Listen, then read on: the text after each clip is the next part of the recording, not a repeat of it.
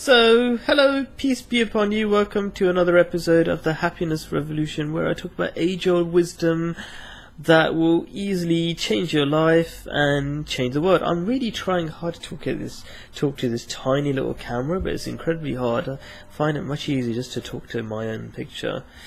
Anyway, so as I was saying, all this wisdom talk that I do in these episodes are practical stuff that will change your life and will make the world a better place. And basically this wisdom is knowledge about yourself, what makes you happy, and what makes society work. And the special thing about wisdom is that it's really simple and it works really quickly. Anyway, so part of wisdom is to explain what's happening in the world at the moment. And so today what's happening in the United Kingdom, I'm in London you see, is Armistice Day, where we celebrate the end of World War I. And what happens is during this, since for the last week, they've been selling these poppies, not real poppies, plastic paper poppies or whatever, to raise money for people affected by war generally, not just the First World War, but old age pensioners who don't really have much in terms of heating and stuff like that. I think that's where it goes, to help them, helps people who have lost their husbands, so the little children and wives of those people who have died in the recent wars, and stuff like that, whatever. So that's what's happening today. And what has that got to do with any wisdom or whatever? Well, I'm going to quickly reintroduce what Muslims have got to do with the happiness revolution. All wisdom throughout the ages, and Islam is just a part of the long link of religions that are actually linked together. The media likes to portray them all separate, and because the media likes to be divisive, but actually Islam, Christianity, Judaism, Buddhism, Hinduism, the religions of the Aborigines and the people who live in the rainforest and all these kind of things, who believe in Mother Earth and all this kind of stuff, all their faiths are linked together, and if you study them you'll see a very strong link. And if you study them even more, if you listen to even experts of people's own religions, like if you talk about the experts of Christianity at university, you'll find out that any differences like Trinity and stuff like that, they came afterwards, and there were inventions, not from Jesus, for example, who started Christianity, but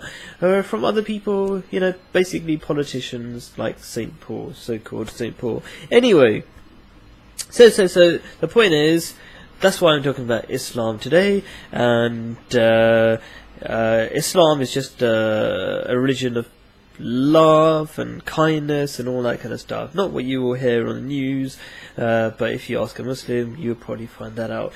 Anyway, so what's happening on Armistice Day that I've got a comment about? Well, there is some negative propaganda against Muslims, and there are, yes, due to a few Muslims, a very small minority of Muslims who get the limelight, who burn poppies to make a statement. And people can see where they're coming from. It's true, because this is kind of supposedly supporting people of the wars at the moment. But not really, because I just said it's not really supporting that. In a way you could say it is supporting people who have died in wars and stuff like that, and making them look like heroes. That's also happening in the media.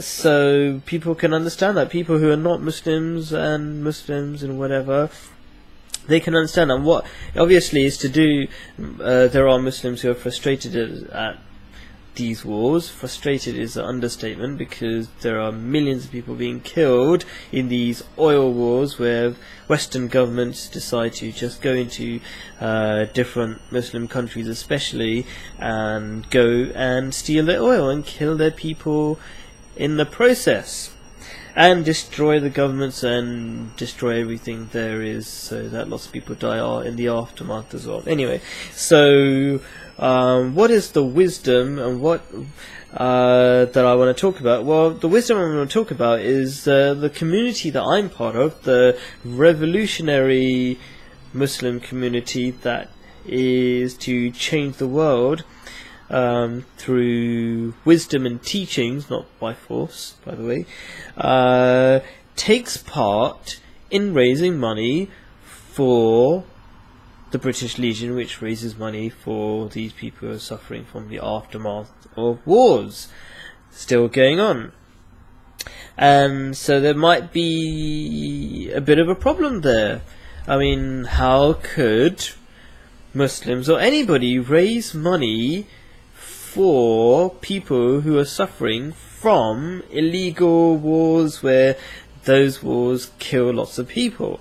And I don't think any of that money goes to help people who in Iraq, for example, where these wars have been waged. They just go to Westerners. So there might be some there is a very real issue here. How could Muslims or anybody support such a thing?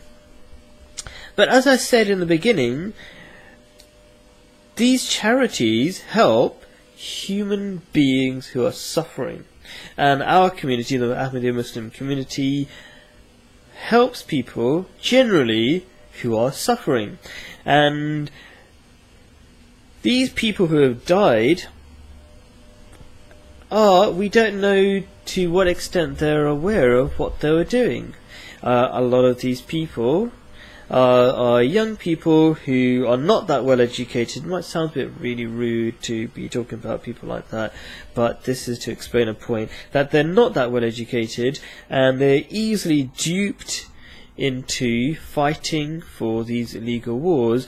And we know that basically from looking at the adverts for recruiting people into the British Army.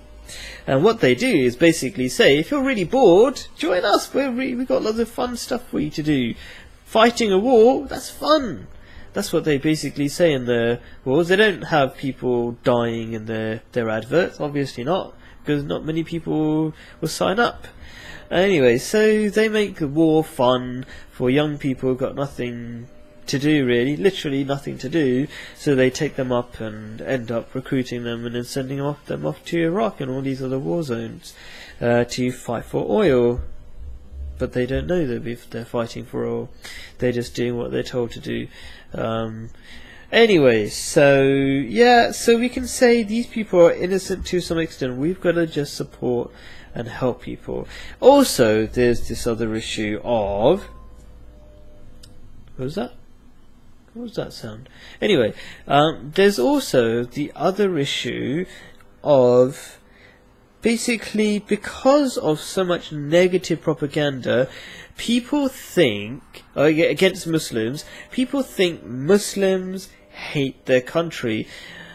And so what do? Muslims got to do their best to go against that stereotype.